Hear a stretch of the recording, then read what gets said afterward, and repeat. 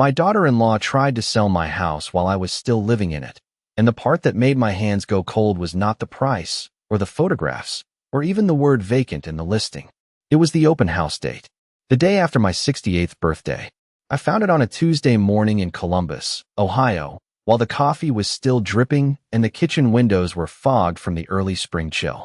My neighbor, Mrs. Whitaker, called before 8, which meant something was wrong, because women our age do not call that early unless there is bad weather, bad news, or a casserole emergency. "Evelyn," she said carefully, "are you really selling the house?" I looked around my kitchen, at the blue mug Robert had bought me in Amish country, at the chipped tile near the sink he always promised to replace, at the maple tree outside that he planted when Daniel was 5 years old. "Selling the house?"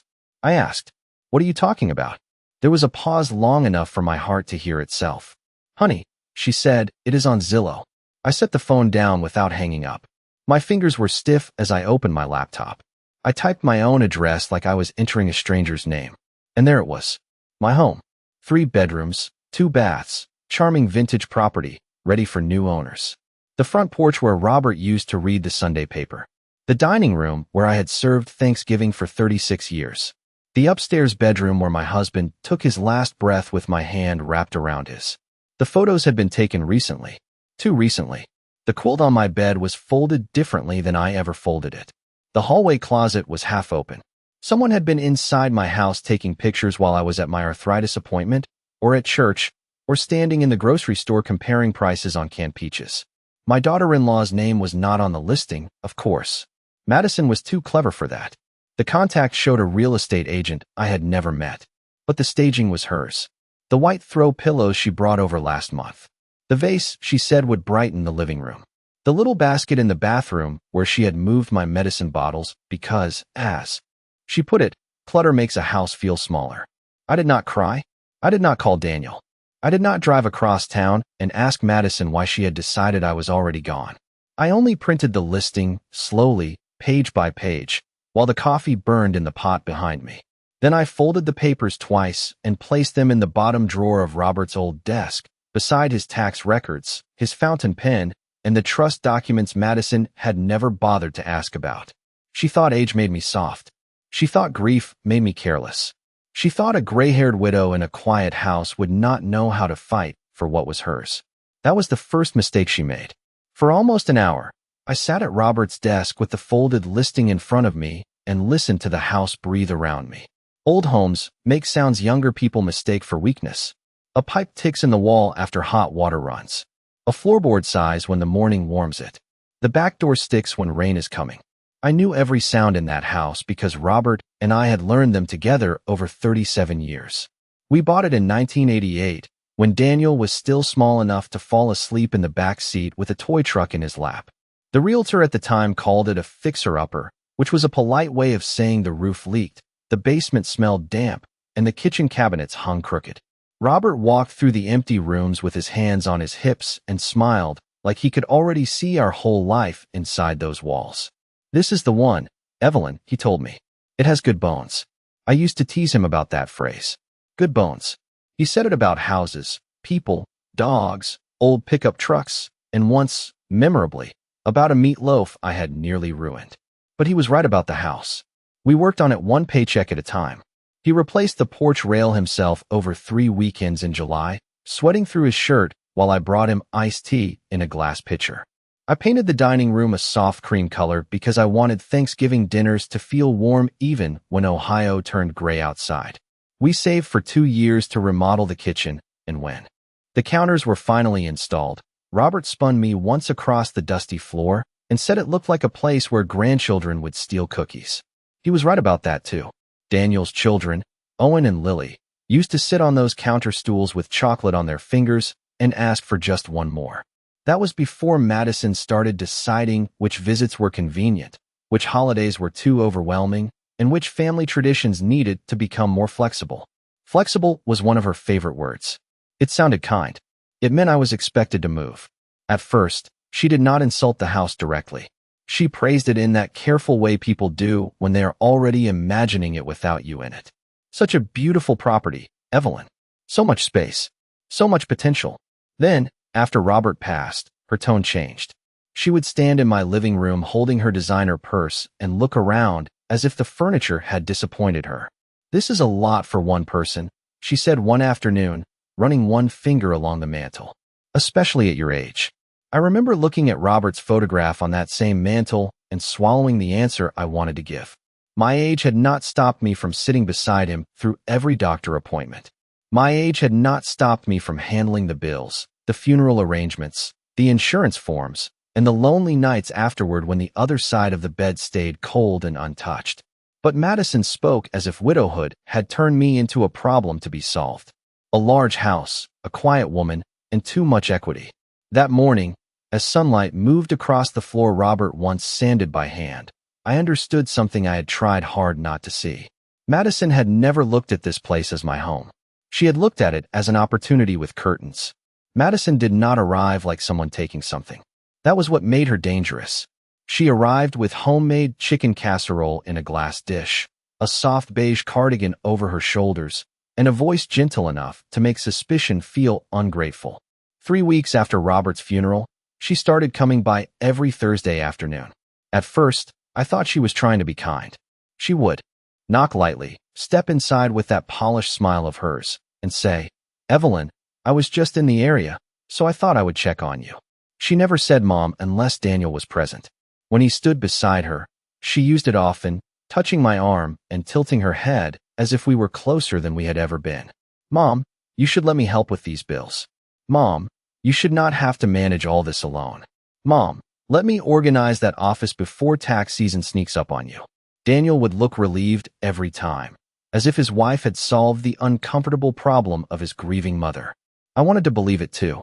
Grief makes a person tired in places sleep cannot reach. There were mornings when opening the mail felt like lifting stones. So when Madison offered to sort the files in Robert's desk, I almost thanked her.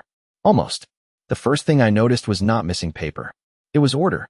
Robert's desk had always looked messy to strangers, but I knew his system. Insurance in the left drawer. Tax records in the bottom.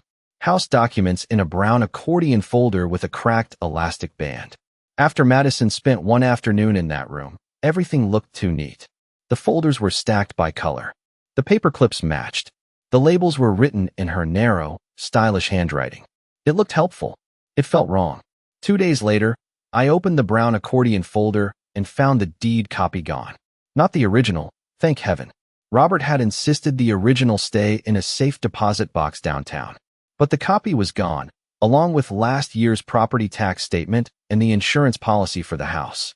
I stood there with the empty folder in my hands, hearing Madison's voice from the week before. "I can scan these for you, Evelyn. Digital files are much safer." When I asked her about it, she gave me a small laugh, the kind that makes the person asking feel foolish. "Oh, I probably put them somewhere better. You know how paperwork piles up." Then she touched my shoulder and added, "You have had so much on your mind lately." That sentence followed me for days. "You have had so much on your mind lately."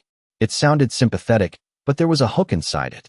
At Sunday dinner, I mentioned the missing papers to Daniel while he was cutting meatloaf on the plate he had used as a teenager. He did not even look up at first. "Madison has been helping you, Mom," he said. "Maybe try not to make it harder for her." I watched Madison lower her eyes, pretending to be hurt. She had always been skilled at looking wounded without ever bleeding. "I am not accusing anyone," I said carefully.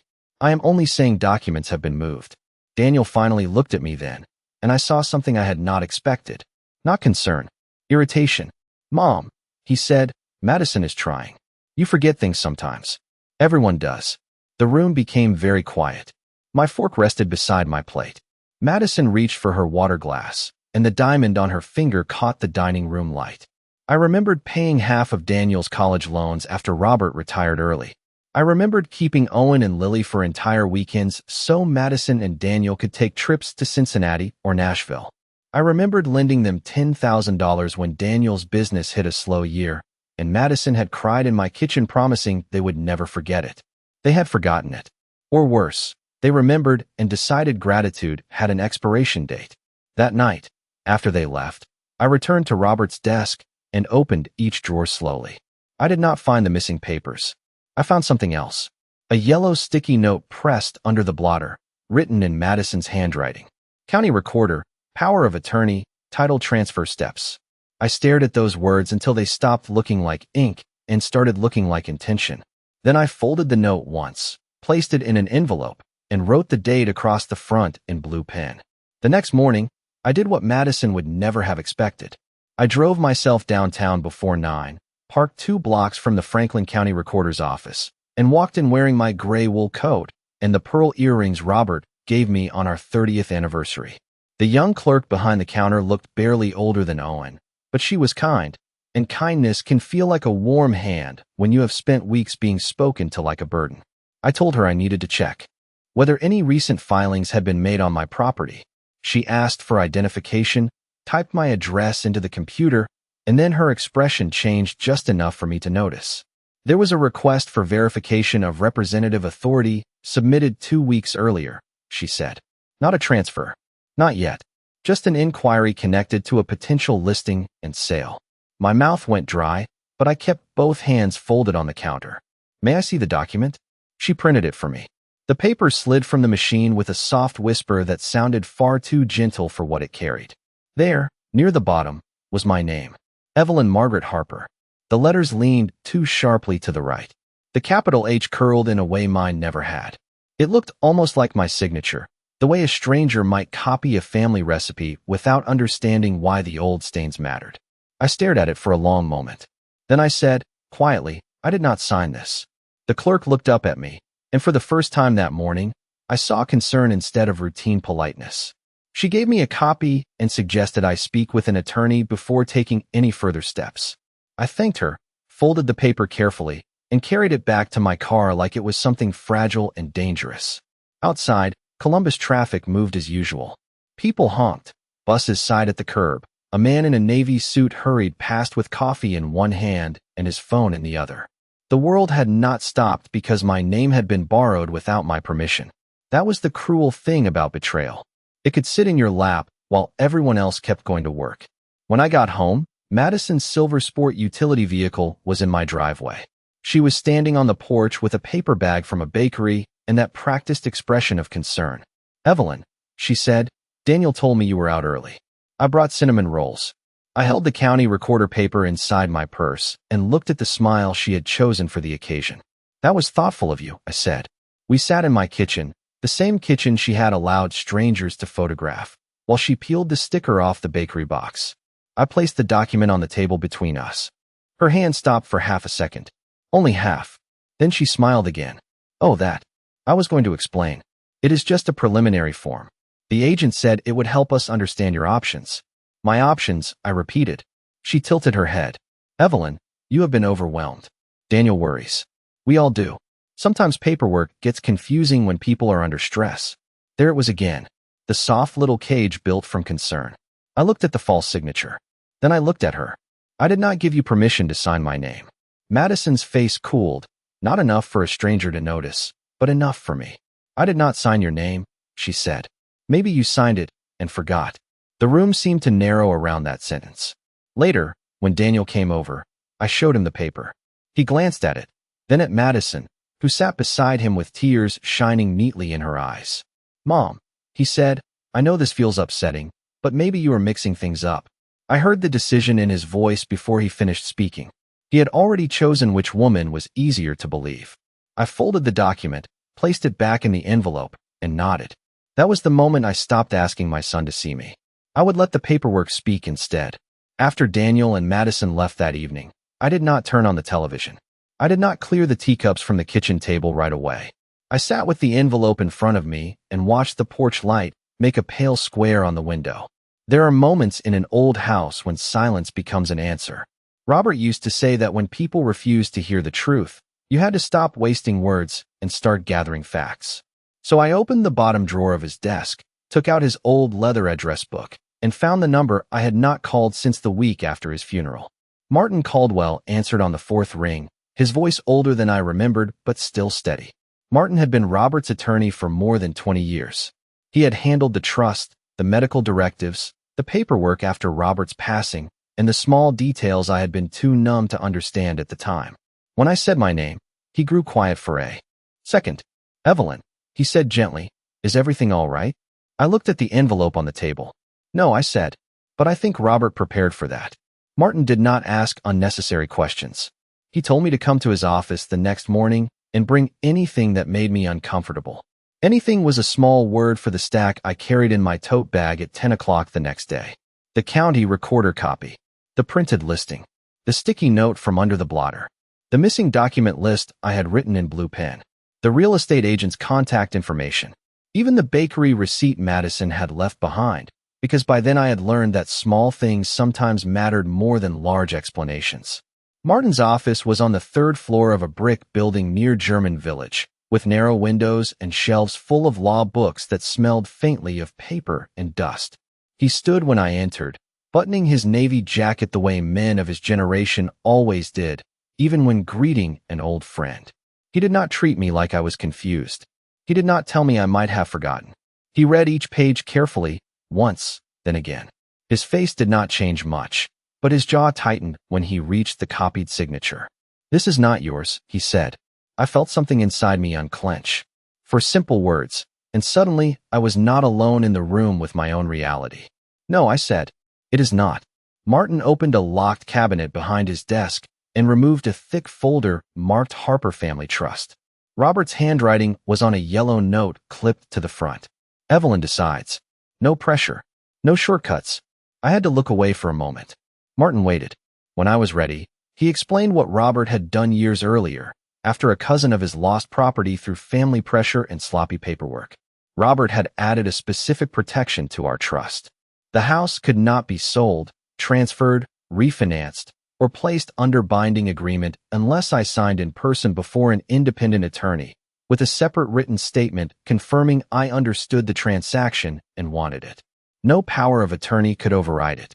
No family member could speak for me. No agent could accept verbal permission. Martin tapped the folder once with his finger. "Your husband was a careful man," he said. I smiled for the first time in days, but it was not a happy smile. It was the kind that comes when grief and gratitude meet in the same breath. Then Martin turned the listing toward me and said, "We can stop this immediately, if that is what you want." I looked at the bright photographs of my rooms, arranged for strangers.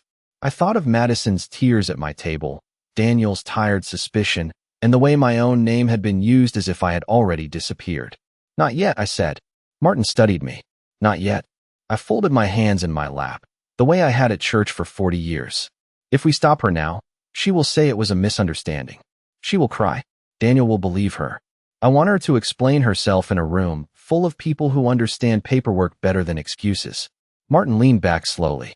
For a moment, I thought he might object. Then he nodded once. "All right, Evelyn," he said. "Then we do this carefully." I left his office with copies of the trust, a legal warning letter he would hold until I gave permission, and a small digital recorder he said I could use only in situations where it was lawful and appropriate. In the parking lot, I sat behind the wheel for a full minute before starting the car. Robert had protected the house on paper. Now it was my turn to protect it in person. For the next 10 days, I became exactly what Madison needed me to be. Quiet, tired, a little uncertain when she explained things too quickly. I let my hand hover over documents as if the fine print confused me. I asked her to repeat simple dates. I watched her face soften with satisfaction each time she believed I was slipping further into the role she had written for me. It would have been easy to correct her. Pride wanted to stand up straight and say, "I know what you were doing." But pride is expensive when evidence is still being collected, so I kept mine folded neatly behind my smile. Martin had given me clear instructions. Save everything. Do not threaten. Do not accuse without proof. Let the record grow. So I bought a new notebook from the pharmacy on High Street, the kind with a blue cover and wide ruled pages, and I wrote down every visit, every phone call, every unusual remark. March 12th, Madison asked where Robert kept the safe deposit key. March 13th, Daniel called and said maybe I should tour senior communities before summer. March 14th, real estate agent left voicemail confirming buyer interest. I saved that voicemail twice, once on my phone and once on a small recorder Martin's assistant showed me how to use. I also changed the password to my email, but not before discovering that Madison had added her own recovery address 6 months earlier. She had probably done it the afternoon she said she was helping me set up online bill pay. I remembered sitting beside her at this very kitchen table while she moved through screens too fast for me to follow, saying, "See, Evelyn, this will make life so much easier. Easier for whom? I wondered now. The answer had been sitting in my inbox for months. Property valuation notices. Insurance confirmations. A message from a real estate agent thanking Madison for the preliminary details. I printed each one and placed them in a folder labeled Garden Receipts, because I knew Madison would never open anything that sounded like mulch and tomato steaks. Then I called the phone company and asked for mailed copies of recent account activity. I contacted the bank and requested alerts for any changes connected to my accounts. I visited the safe deposit box myself, using the key Robert had taped behind the photograph of us at Lake Erie. Inside were the original deed, trust papers, his military discharge documents, and a small envelope with my name on it. I did not open that envelope in the bank. Some things deserve privacy. I brought it home and read it at the kitchen table after sunset. Evelyn, Robert had written, if anyone ever tries to make you feel small in the house we built together, remember that small hinges move heavy doors. I pressed the paper flat with both hands and sat very still. The next afternoon, Madison came by with tulips and a folder tucked under her arm. She said the agent had arranged a few private showings. Nothing formal, just people who might appreciate the property. She used the word property the way I used the word home. I looked at the tulips. They were yellow, Robert's favorite. For a moment, I almost hated her for choosing them. Instead, I put them in water.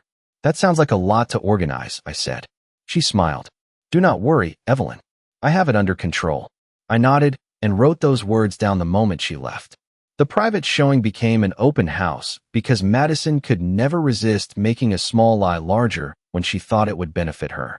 I found out from Mrs. Whitaker, who called me on Friday afternoon while I was polishing the silver candlesticks Robert and I had used every Christmas Eve. Evelyn, she said, keeping her voice low as if Madison might be hiding in her pantry, there is a sign going up in your yard tomorrow morning. I looked out the front window. The grass was damp from spring rain. The maple tree was beginning to bud, and my mailbox leaned slightly to the left the way it had since Robert backed into it with the station wagon in 2004. A sign, I repeated. She sighed. Open house, 1 to 4. My hand stopped moving over the candlestick. Madison had told me there might be 1 or 2 interested people walking through while I was at my physical therapy appointment. She had even offered to drive me there and take me to lunch afterward, as if removing me from my own home could be disguised as kindness. Thank you for telling me, I said. After we hung up, I called the clinic and rescheduled my appointment. Then I took my navy dress from the closet, the one Robert always said made me look like I belonged in a courtroom even when I was only going to church. On Saturday, I left the house at noon exactly, just as Madison expected. I drove 3 blocks, parked behind the public library, and sat there with a thermos of coffee until 12:55. Then I drove home by the back street, entered through the alley gate, and stepped into my kitchen while voices floated in from the front hall. Strangers were inside my house. A woman was admiring the crown molding. A man was measuring the dining room with his eyes. The real estate agent stood near the fireplace, speaking brightly about natural light and excellent resale value. Madison was beside him in cream slacks and a pale blue blouse, smiling as if she had baked the sunlight herself. This room has so much potential once it is cleared out, she said. Cleared out. I stood in the kitchen doorway and let the word settle. Then I walked forward, slow enough that every face had time to turn toward me. Madison saw me first. Her smile remained in place, but the color left her cheeks in a clean, quiet sweep. Evelyn, she said, you are back early. I looked at the agent. He was younger than Daniel, with a folder tucked under one arm and professional panic beginning to show around his eyes. Are you the agent handling the sale of my home? I asked. He blinked. Your home? Madison laughed softly. She has been under a lot of stress since her husband passed. We are helping her transition. I kept my eyes on the agent. Did she tell you I approved this open house? He shifted his weight. I was told the family was in agreement. Family, I said, is not the same as owner. The room grew quiet enough for me to hear the old clock ticking on the mantel. One couple near the staircase exchanged a glance and stepped back as though the polished floor had suddenly become uncertain beneath them. Madison moved closer to me, lowering her voice into that careful tone she used when she wanted witnesses to think she was patient. Evelyn, this is not the time. I smiled at her then, not warmly, not cruelly, just enough to let her know the helpless woman she had staged in her mind had not arrived. "You are right, Madison," I said. "This is not the time for confusion. It is the time for clarity." I opened my purse and removed a copy of the trust summary Martin had prepared, only the first page, only enough to make the point without showing my entire hand. The agent took it with both hands. His eyes moved down the paper, and his posture changed before he finished reading. He looked at Madison, then at the people standing in my living room, then back at me. "Mrs. Harper," he said carefully, "I think we need to pause this showing." Madison's smile disappeared. Not all at once. Piece by piece, like a house going dark room by room. Madison did not argue in front of the buyers. That was not her style. She gathered herself, touched the agent lightly on the arm, and said there had been a small misunderstanding about timing. A small misunderstanding. That was what she called strangers walking through my hallway, looking at my closets, and discussing where their sectional sofa might go after I had been removed from the picture. The agent apologized to everyone and guided them toward the door. One woman looked back at me before she left, and in her eyes I saw embarrassment, not for herself, but for me. I did not need her pity. I needed witnesses. Madison waited until the last car pulled away before she turned on me in the living room. Her voice stayed low, but the softness was gone. "You embarrassed Daniel," she said. "Daniel is not here," I replied. "He will be," she said, lifting her phone. Within 20 minutes, my son stood in the same room where he had taken his first steps, wearing a jacket he had clearly thrown on in a hurry and the expression of a man tired of being pulled between two women. Madison spoke first, of course. She told him I had confused the agent, frightened potential buyers, and made the family look unstable. She said she was only trying to help me avoid a financial burden. She said the house was too much for me. The taxes were rising, the stairs were dangerous, and everyone knew I would be better off somewhere easier. Everyone. That word had become her favorite weapon. Daniel rubbed his forehead and looked at me. "Mom," he said, "why are you fighting this so hard?" "Because it is mine," I said. "Because I am alive. Because no one asked me." He looked away on the last sentence. Madison stepped closer to him and placed a hand on his sleeve. "The title company appointment is Monday," she said. "We can still fix this if she just cooperates." I could have ended it right there. I could have called Martin and had him send the warning letter that afternoon. Instead, I looked at Madison and said, "Monday then." Her eyes narrowed, searching my face for a trap. I gave her nothing but the calm she had mistaken for weakness. The appointment was at 10:30 in a glass building near downtown Columbus. I wore the navy dress again, not because Madison deserved ceremony, but because Robert would have appreciated the symmetry. Daniel arrived with Madison, both of them polished and tense. The real estate agent was already there, sitting beside a woman from the title company who had a stack of papers in front of her and a pen placed neatly across the top. Madison smiled at me like someone greeting a stubborn child. "Evelyn," she said, "we just need to make sure you understand this is best for everyone." I set my purse on the table. Best for everyone usually means worst for the person who was not invited into the decision, I said. The title officer cleared her throat and began reviewing the documents. When she reached the authorization page, I raised my hand. "Before we continue, I would like my attorney present." Madison froze. Daniel looked at me sharply. "Attorney?" he asked. The conference room door opened behind him. Martin Caldwell stepped in with his leather briefcase, followed by a notary and a younger associate carrying a folder thick enough to make Madison's mouth tighten. Martin greeted me first. Then he placed several documents on the table with the quiet precision of a man who had spent his life watching careless people underestimate careful ones. "This sale cannot proceed," he said. "There is no valid authorization from Mrs. Harper, and the trust governing this property requires her direct consent under independent counsel." He opened the folder. "In addition, we have concerns regarding a copied signature, unauthorized email access, and misrepresentation to a licensed real estate professional." The room went still. Madison's lips parted, but no words came out. Daniel reached for the first document, and I watched his face change as he saw the county recorder copy, the listing printout, the sticky note, the emails, the voicemail transcript, and the timeline written in my own hand. For the first time in months, my son did not look at me like I was confused. He looked at Madison like he was finally seeing the room with the lights on. Madison recovered faster than I expected, but not well enough. To save herself, She reached for Daniel's arm and said his name in that soft, wounded way I had heard too many times at my own kitchen table. Daniel, this is being twisted. I was trying to help. Your mother has been overwhelmed. She does not understand how stressful this house has become. For once, Daniel did not move closer to her. He kept reading. His thumb rested on the page showing my copied signature, then on the email where Madison had written to the agent that I was ready to downsize as soon as possible. Ready. As if a person could be made ready by being erased from her own decisions. Martin did not raise his voice. He did not have to. He explained that the listing was being withdrawn immediately, that the title company would not proceed, and that any future attempt to act on my behalf without written legal authority would be formally challenged. The title officer looked pale and professional, which is a particular expression people get when they realize a meeting has become evidence. The real estate agent apologized twice. I accepted the second apology because his hands were shaking and because he had already learned the lesson Madison had not. Paperwork matters. Permission matters more. Madison tried one last time. Evelyn, she said, turning toward me as if we were alone over coffee. You know I care about this family. I looked at her carefully. Her hair was smooth. Her blouse was pressed. Her eyes were bright with the beginning of tears she could produce whenever useful. For years, I had mistaken polish for control. That day, it looked more like a mask with a crack running through it.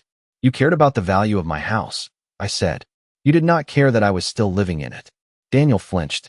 Madison looked away first. Martin slid another document across the table. It was a notice revoking any informal access Madison had to my accounts, email, medical scheduling, household files, and property records.